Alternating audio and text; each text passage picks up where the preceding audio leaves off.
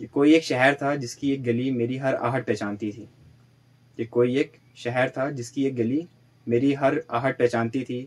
मेरे नाम का एक दरवाज़ा था, एक खिड़की मुझको जानती थी। क्या तो सबसे पहले तो मैं आपको ये बताऊंगा कि कुनन पोशपुरा एक गांव नहीं है, ये कुनन और पोशपुरा ये दोनों अलग अलग गांव हैं इसी रेडियो पीर पंजाल में। उसके लिए मैं इस रेडियो पीर पंजाल का भी बहुत शुक्रगुजार हूँ कि उस पहले इंटरव्यू की वजह से वो शायद इतना ज़्यादा लोगों के द्वारा देखा गया कि मेरे को मौका मिला कि मैं आर्मी के बारे में कुछ और लिखना की कोशिश करूँ। नाजरीन, आज हमारे रेडियो पीर पंजाल के स्टूडियो में बहुत ही खास मेहमान तशरीफ लाए हैं और जो किसी तारुफ का मोहताज नहीं हैं, जिनका नाम है हारून इम्तियाज। और अगर इनकी उम्र की बात की जाए तो बहुत ही कम उम्र हैं। इनकी उम्र के बच्चे उनको अभी बच्चा कहा जाता है, लेकिन अगर इनके कारनामों की बात की जाए तो शायद आप भी हैरान हो जाएंगे। और बगैर वक्त ज़ाया किए हम आपको मिलवाते हैं हारून इम्तियाज से, जो कि एनसीसी के एक कैडेट हैं और साथ ही साथ जो है वो 2-3 बुक्स के आप ये मानिए कि राइटर्स भी हैं। तो हारून, आपने अपना कीमती वक्त निकाला, स्टूडियो में तशरीफ लाए, इसके लिए तो आपका बहुत बहुत शुक्रिया। धन्यवाद सर, आपने मुझे इनवाइट किया अपने रेडियो पीर पंजाल इंटरव्यू के लिए। तो हारून, मैं ये जानना चाहूँगा, ये हमारी शायद दूसरी मुलाकात है, कि आप की जो मोहब्बत है इंडियन आर्मी की जानिब और देश के प्रति जो आपका लगाव है, जो हमें देखने को मिलता है, जिस तरह से आप काम कर रहे हैं, तो ये जज्बा आपको कहाँ से पैदा हुआ, जरा इसके बारे में बताइए। सर एक्चुअली मेरी ये जर्नी जो थी आर्मी को इतना पसंद करने की, आर्मी को जानने की, वो स्टार्ट हुई थी आर्मी मिडिल स्कूल पोठा से ही। मेरा स्कूलिंग यहीं से हुआ, तो एक सबसे बड़ा रीज़न ये भी है कि मैं आर्मी के बारे में ज़्यादा नॉलेज रखता हूँ, आर्मी को समझता हूँ कि आर्मी बीच में रह के आर्मी काम कैसे करती है। इसके अलावा जब मैंने अपना से फर्स्ट कैलेंडर बनाया था जिसका नाम था India's first brave heart calendar, जिसमें डेट वाइज सभी शहीदों के नाम थे।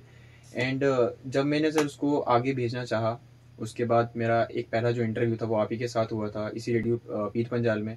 उसके लिए मैं इस रेडियो पीर पंजाल का भी बहुत शुक्रगुजार हूँ कि उस पहले इंटरव्यू की वजह से वो शायद इतना ज़्यादा लोगों के द्वारा देखा गया कि मेरे को मौका मिला कि मैं आर्मी के बारे में कुछ और लिखना की कोशिश करूँ। जिसके बाद मैंने अपनी एक पहली किताब लिखी जिसका नाम था the forgotten face of the guardians of the valley, राष्ट्रीय राइफल्स इंडियन आर्मी। इस बुक को लिखने में जब मैं इस पर काम कर रहा था सर, तो इसमें मेरे को मेरी फ्रेंड थी एनसीसी कैडेट जानवी, उनका बहुत सपोर्ट रहा। उस बुक को कंप्लीट करने के बाद मैंने उस बुक को आगे पब्लिशिंग के लिए भिजवाया। एंड देन आफ्टर उस बुक में 16 राष्ट्रीय राइफल्स ने बहुत हेल्प की उसको आगे फैलाने के लिए। एंड इसी के साथ में जो मेरे एएनओ थे रोमल सर और एक सर थे कशी सर, उन दोनों ने मेरी बहुत हेल्प की कि बुक जो है एक सही मैनर में पब्लिश हो पाए, ताकि ज़्यादा से ज़्यादा लोग उसको पढ़ भी पाएँ। एंड जो मेरा बैकग्राउंड है वो एनसीसी से है, जैसा कि मैंने आपको बताया सर। और जो हमारे एनसीसी के एडीजी सर थे मेजर जनरल आर के सचदेवा सर, इन्होंने इसको रिलीज़ किया था एनटीए नगरोटा में, और एक पॉजिटिव मैसेज दिया था सभी एनसीसी कैडेट्स को कि राष्ट्रीय राइफल्स वर्ल्ड की बेस्ट सीआईसीटी फोर्स तो है ही है, इसके साथ साथ वो अपने बेस्ट ह्यूमैनिटेरियन ऑपरेशंस भी कर रही है वैली के अंदर, जिसके बारे में शायद हम में से कोई जानता नहीं है। और इसी वजह से सर इसका नाम भी यही रखा गया था, the forgotten face of the guardians of the valley, राष्ट्रीय राइफल्स इंडियन आर्मी। तो हारून जी, मैं एक चीज़ और जानना चाहूँगा, हाल ही में हमने देखा है कि आप लेफ्टिनेंट गवर्नर से भी मुलाकात आपकी हुई है और उसके बाद एक और गवर्नर साहब से आपकी मुलाकात हुई है, तो ये सिलसिला कैसे बना? एक्चुअली सर जब मैंने अपनी बुक को रिलीज़ किया थ्रू एनसीसी, जब हमारे एडीजी सर ने उसको रिलीज़ किया, तो वो शायद जो उसके पोस्ट वगैरह थे उस समय इंडियन आर्मी ने उसके प्रेस रिलीज़ भी निकाली थी, जिसकी वजह से वो हर एक प्रेस में वो आ गया था। एंड देन फिर सडनली एक दिन हमको एलजी ऑफिस से एक मेल आया कि एलजी मनोज सिन्हा जो हैं, मुझसे और हमारी जो फ्रेंड है जानवी, हम दोनों से मिलना चाहते हैं बुक के विषय में। तो हमको राजभवन जम्मू में बुलाया गया था और हमने अपनी बुक जो थी उनको प्रेजेंट की थी। इसके ठीक प्रेजेंट के बाद में जो हमारे फॉर्मर 15 कोर कमांडर भी रह चुके हैं, एक लेफ्टिनेंट जनरल गुरमीत सिंह जो अभी उत्तराखंड के गवर्नर हैं, उन्होंने अपनी सर्विस भी दी है राष्ट्रीय राइफल्स में। वो डेल्टा फोर्स जो डोडा में है उसके जीओसी भी रह चुके हैं। उन्होंने मेरी इस बुक के बारे में जब सुना, उन्होंने मुझे कहा कि वो मेरी बुक को पढ़ना चाहते हैं। तो मेरे लिए बहुत बड़ी खुशकिस्मती थी कि एक रेडियो के प्लेटफॉर्म से मेरे को इतना आगे जाने का मौका मिल रहा है। एंड फिर मैंने उत्तराखंड में जाके उनको भी अपनी जो थी बुक प्रेजेंट की। और सबसे बड़ी बात ये थी कि मैं उनका एक तरह से बहुत बड़ा फ़ैन भी था, बिकॉज उन्होंने अपने एक इंटरव्यू में कहा था कि मैं जब भी कहीं जाता हूँ तो मैं बोलना तो बहुत कुछ चाहता हूँ, लेकिन मेरी वाइफ मुझे कहती है ज़्यादा कहीं जाओगे तो ज़्यादा बातें मत करना। तो ये बात जब मैंने उन्हें बताई तो वो काफ़ी ज़्यादा खुश हुए और उन्होंने मेरी बुक को अप्रिशिएट किया और उन्होंने कहा कि मेरी अपकमिंग बुक्स भी जो हैं उनको ज़रूर पढ़ना चाहेंगे। और मेरे को ऐसे एक्सपोजर मिला कि यही था कि मैं अपने पीछे हटा नहीं, मुझे जितना मौका मिला मैंने उतना आगे जाके अपनी बुक को प्रेजेंट करने का कोशिश किया सर।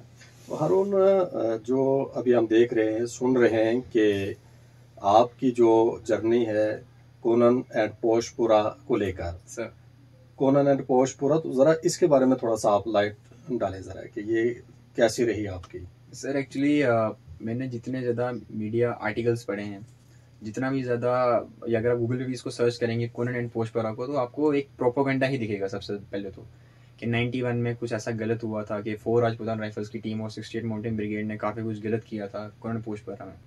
तो सबसे पहले तो मैं आपको ये बताऊंगा कि कुनन पोशपुरा एक गांव नहीं है, ये कुनन और पोशपुरा ये दोनों अलग अलग गांव हैं जो त्रैगाम की डिस्ट्रिक्ट कुपवाड़ा में पड़ते हैं।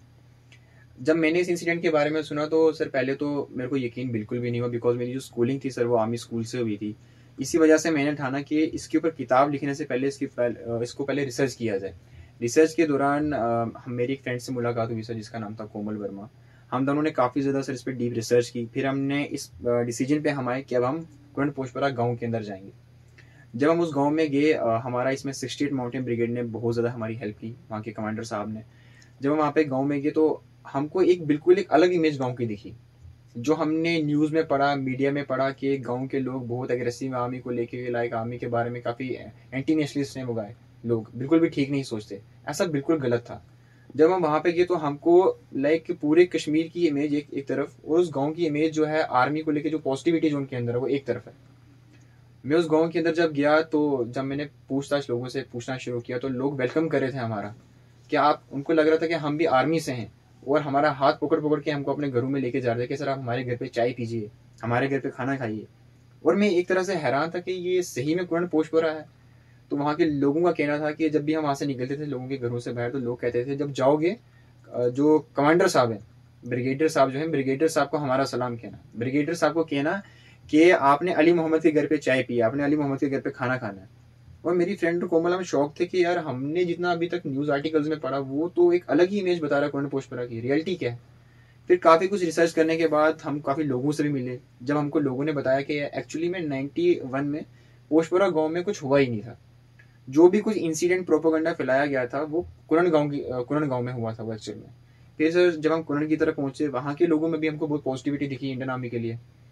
फिर वहाँ के लोगों में हमने सबसे बड़ी सर एक चीज़ देखी कि लोग हमको अपने फ़ोन निकाल के लेफ्टिनेंट जनरल डीपी पांडे जो सर हैं, फॉर्मर कोर कमांडर, उनके फोटो दिखा रहे थे कि जो कोर कमांडर साहब हैं इन्होंने यहाँ पे इवेंट ऑर्गेनाइज करवाया था, और इस इवेंट के दौरान ये हमारे घर पे आए थे, इन्होंने हमारे साथ चाय पी थी, कमांडर साहब बहुत अच्छे हैं। और वहाँ की जो भी यूथ है वहाँ पे जितने भी, उन सब में एक अलग ही मोटिवेशन आर्मी को ज्वाइन करने का, वो एक ही मोटिवेशन है बिकॉज ऑफ इंडियन आर्मी। और सबसे बड़ी बात जो है इंडियन आर्मी में भी वो मोटिवेट जो करता है वो करते हैं former core commander lieutenant general DP Pandey sir. DP Pandey sir का ना सर मैं कहूँ कि लाइक वो एक मेरी तरफ से भी, मेरे लिए भी एक बहुत बड़े आइडल है। एक बार मेरा भी एम है कि उनसे मिलना चाहता हूँ।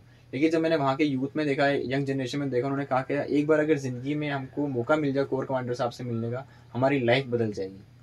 तो जितना कुछ भी बताया जाता है इंटरनेट पर सर पहले तो वो कम्प्लीटली गलत है। कुनन पोशपुरा के जो लोग हैं वो बहुत ही ज़्यादा अच्छे हैं, बहुत आर्मी का सपोर्ट करते हैं। इनफैक्ट जब हम वहाँ पे सर 41 RR में थे, तो वहाँ पे 41 RR के जो कंपनी कमांडर हैं उनको लोग वहाँ पे, जो मैं कहूँगा कि 41 RR के कंपनी कमांडर को 68 माउंटेन ब्रिगेड कमांडर को लोग जो कुरान में एक आयत आती है सूरत यासीन, उससे रिलेट करते हैं। एक व्यक्ति थे जो काफ़ी बुजुर्ग थे, कुनन गाँव के रहने वाले, उन्होंने कहा कि हमारे कुरान पाक में एक आयत है जिसका नाम है सूरत यासीन। तो हमने कहा बिल्कुल। उन्होंने कहा ये इस सूरत को जो है कुरान का दिल कहा जाता है। वैसे ही हमारे कुपाड़ा, हमारे कुनन का जो दिल है वो 41 RR के कंपनी कमांडर साहब हैं और हमारी 68 माउंटेन ब्रिगेड है, क्योंकि इनकी वजह से हमको यहाँ पे बहुत कुछ देखने को मिलता है। 41 RR ने सर अभी रिसेंटली अपने कंपनी के अंदर एक रेडियो स्टेशन भी ओपन किया है, बिल्कुल इसी की तरह, जिसका माहौल वहाँ पे भी बहुत ही अच्छी वाइब देता है। वहाँ पे एक बरकत बिस्तरों के नाम से एक कैफेटेरिया भी खुलने वाला है, जो कि वहीं के लोग चलाएंगे, वहीं की औरतें चलाएंगी, जिनको एम्प्लॉयमेंट मिलेगी। इसी के साथ 68 माउंटेन ब्रिगेड सर वहीं पे त्रैगाम में जो वहाँ का लोकल सुमो स्टैंड है उसको भी रिकंस्ट्रक्ट कर रही है ताकि टूरिस्ट अट्रैक्ट हों। इनफैक्ट जो बॉर्डर एरियाज हैं जैसे केरन हो गए, टांगडार हो गए, हम अपनी जर्नी के दौरान वहाँ पे भी गए थे। वहाँ पे भी हम 104 इन्फेंट्री ब्रिगेड के जो कमांडर थे उनसे मिले, 6 राष्ट्रीय राइफल्स के जो कमांडर थे उनसे मिले, और हर एक से हमको एक पॉजिटिव वाइब आ रही थी। और जब हम वापस जा रहे थे तो कुनन के लोग आज भी हमको कॉल करके कहते हैं कि आप हमारे घर पे दोबारा नहीं आए। और जब मैं उनसे कभी दोबारा से पूछता हूँ कि आप बताइए 91 में जो इंसिडेंट हुआ था कुरन पोशपुरा का, उसके बारे में आप फिर से क्या कहेंगे, तो लोग आखिर में यही कहते हैं कि वो जो भी था वो एक फेक प्रोपोगंडा था by militants, not by Indian army. हम आज भी फौज के साथ हैं, हम कल भी फौज के साथ रहेंगे, और आने वाले समय भी हम फौज के साथ रहेंगे और साथ देते रहेंगे। तो आखिर में तो यही कहूँगा कि मेरा सफ़र बहुत अच्छा रहा। काफ़ी सारी ऐसी जो फेक न्यूज़ेस थी जो मैंने सुनी थी कुरन पोशपुरा के बारे में कि लोगों ने साथ छोड़ दिया कुरन पोशपुरा का, बट लोगों ने एक्चुअली में साथ दिया है वहाँ पे इंडियन आर्मी का, और आर्मी भी उनका साथ दे रही है बहुत अच्छे से। और ये जाके मुझे वहाँ पे जाके एक अलग ही इमेज दिखी, तो उससे तो सर मैं बहुत शौक था सबसे पहले तो जब मैंने ये कुछ देखा और सुना। इनफैक्ट मैं कहूँगा कि लोग आज भी मुझे वहाँ से कॉल करते हैं और कहते हैं कि आप आएंगे तो हम कमांडर सर से मिलने भी चलेंगे। तो काफ़ी अच्छे लोग हैं, और इंटरनेट पे जितना कुछ बताया जाता है वो सब एक प्रोपोगंडा है बस आर्मी को डिफेम करने का, बट रियलिटी में ऐसा कुछ हुआ नहीं था सर। बहुत बढ़िया। तो हारून, ये आपकी नेम प्लेट पे मैं देख रहा हूँ हरजान, जरा मैं समझना चाहूँगा, नाम आपका हारून इम्तियाज़ है, जरा इसके बारे में बताइए सर थोड़ा एक्चुअली सा। में ये मेरा एक प्रोजेक्ट है जिसका नाम है प्रोजेक्ट हरजान। एक्चुअली में सर 2017 में 9/10 की रात को लेफ्टिनेंट उमर फयाज जो कि कुलगाम के रहने वाले थे, मिलिटेंट्स ने उनको किडनैप कर लिया था। और वो 2 राजपूताना राइफल्स के ही थे, किडनैप करके उनको मार दिया था। उनकी सिर्फ 6 महीने की ही सर्विस हुई थी जिसमें उन्होंने अपना बलिदान दे दिया था। तो आज से काफ़ी समय पहले जब मैं लेफ्टिनेंट उमर फयाज की फैमिली से मिला तो मेरे को काफ़ी एक दुख पहुंचा कि लाइक ये हमारे जवान की फैमिली है और ये एक इतने दुख में है यहाँ पे, ये क्यों है ऐसा। तो फिर सर मैंने एक बात ठानी कि इस बार हम पूरे इंडिया को एक साथ एकजुट करेंगे, पूरे जम्मू कश्मीर के सभी डिस्ट्रिक्ट्स को एक साथ एकजुट करेंगे, और लेफ्टिनेंट उमर फयाज का जो बलिदान दिवस आने वाला है उस पर हम कुछ ना कुछ करेंगे। इस बीच सर मेरे को जो हमारे यूनिट के सीओ सर हैं 5 जम्मू कश्मीर बटालियन एनसीसी पुंछ के, उन्होंने बहुत सपोर्ट किया, बिकॉज जो लेफ्टिनेंट उमर फयाज थे वो भी हमारे सीओ सर की ही यूनिट के थे। इस वजह से भी उन्होंने काफ़ी सारे लेटर्स और काफ़ी सारी जो लोग मुझे गिफ्ट्स भेज रहे हैं उनकी फैमिली के लिए कि मैं जब उनकी फैमिली से मिलने जाऊँगा उनको दूँ मैं ये गिफ्ट्स वगैरह जाके। तो अभी सर मैं 1 मई को अंडर प्रोजेक्ट हरजान ही जिसकी मैंने शुरुआत की है, 1 मई को मैं कुलगाम जा रहा हूँ उनकी फैमिली से मिलने के लिए। और 10 तक मैं वहाँ पे रहूँगा जहाँ पे हर डिस्ट्रिक्ट में हम जाके शहीद लेफ्टिनेंट उमर फयाज के नाम का जो है उनके बारे में बताएंगे लोगों को कि कितने ब्रेव ऑफिसर थे। और इसी तरीके से हम ये ट्राई भी करेंगे लोगों में एक पेट्रोटिक जो है एक वाइब है वो आए, और लोग हर एक जवान के बलिदान को समझ सकें, क्योंकि ये जवान भी हमारा ही जवान है, अगर हम नहीं समझेंगे तो कौन समझेगा। और हरजान रखने का भी सर बहुत ही खास मोटिव है, बिकॉज जो इसमें जो वर्ड है हर है सर HAR, वो सर रिलेट करता है भगवान शिव से, उनकी शक्ति से, उनके डिवोशन से, उनमें जो पावर है उससे। और जो जान है सर इसमें ये सेकुलरिज्म की वाइब देता है, जो एक उर्दू वर्ड है जो बताता है एकता को। तो इसलिए सर इसका मैंने वर्ड रखा हरजान, जिसका मतलब होता है एक खुशी। तो प्रोजेक्ट हरजान जो हम खुशी देने जा रहे हैं लोगों को एक अच्छी नीयत के साथ में, तो हमारा ट्राई यही रहेगा कि प्रोजेक्ट सक्सेसफुल हो और पूरा जम्मू कश्मीर इसमें हमारा सपोर्ट करे सर। तो हारून, एक चीज़ मैं जानना चाहूँगा कि आने वाले कौन कौन से प्रोजेक्ट्स हैं आपके जिन पे आप काम कर रहे हो। सर अभी आने वाले समय में तो मेरी मैं एक बुक पे पर काम कर रहा हूँ जिसका नाम है द वैली ऑपरेटर्स, जिसमें मैं राशिया राइफल्स के घातक ऑपरेशन के ऊपर लिखने वाला हूँ कुछ। एंड इसके अलावा एक और बुक पे काम करने वाला हूँ सर जिसका नाम है द एम्बुश नाइट, क्योंकि हमारे कुछ ऑफिस जवान हैं जिनसे मैंने सुना है कि हमारे जवान ऐसे जवान हैं कि लाइक लोग कहते हैं कि जब बंदा मर जाता है, मरने के बाद उसको कब्र में दफना दिया जाता है, लेकिन हमारे कुछ ऐसे भी जवान हैं जो अपने एम्बुश नाइट में रात में अपना समय जो है कब्र में बिता के वहाँ से कब्र से जिंदा बाहर निकल आते हैं। तो उनकी इस ब्रेवरी के ऊपर मैं एक द एम्बुश नाइट के ऊपर एक बुक लिखने वाला हूँ। एंड इसके अलावा सर मैंने the forgotten face of the guardians of the valley Rashtriya Rifles के ऊपर जो बुक लिखी है वो भी पब्लिश कर दी है सर। इसके अलावा एक नॉन फिक्शन बुक भी लिखी है सर जिसका नाम है इन 5 मिनट्स वॉक, जो कि बहुत ही अच्छी बुक है। और इसके अलावा सर अभी वाई कोरोनेट पोशपुरा भी पे भी जो बुक है वो आने वाली है।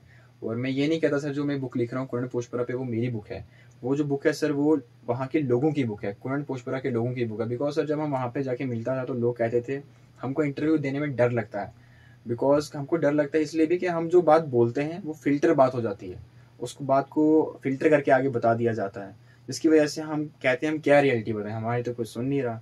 तो इसलिए 68 माउंटेन ब्रिगेड की वजह से मैं उस पर एक बुक लिखने जा रहा हूँ जो बहुत जल्द पब्लिश होगी।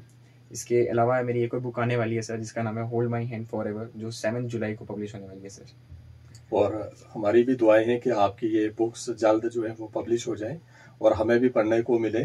और हारून, आखिर में आप एक बिल्कुल नौजवान हैं और अपने जैसे नौजवानों के नाम हारून इम्तियाज़ का क्या मैसेज रहेगा।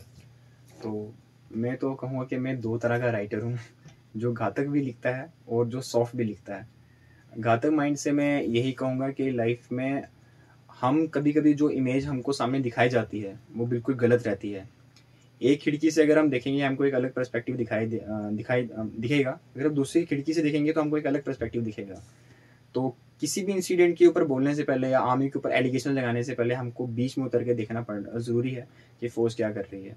इसके लिए मैं सबको रिकमेंड करूँगा कि वो ज़रूर राष्ट्रीय राइफल्स की बुक पढ़ें, ताकि उन्हें पता चले हमारे जवान कितने ह्यूमैनिटेरियन एफर्ट्स लगा रहे हैं। यहाँ पे 37 RRB है, यहाँ पे 16 RRB, कितनी सारी आर्मी की यूनिट्स बटालियंस हैं जो यहाँ पे लोगों के वेलफेयर के लिए काम कर रही हैं। तो हमको फ़ौज को कुछ गलत बोलने से पहले फ़ौज को समझना ज़रूरी है।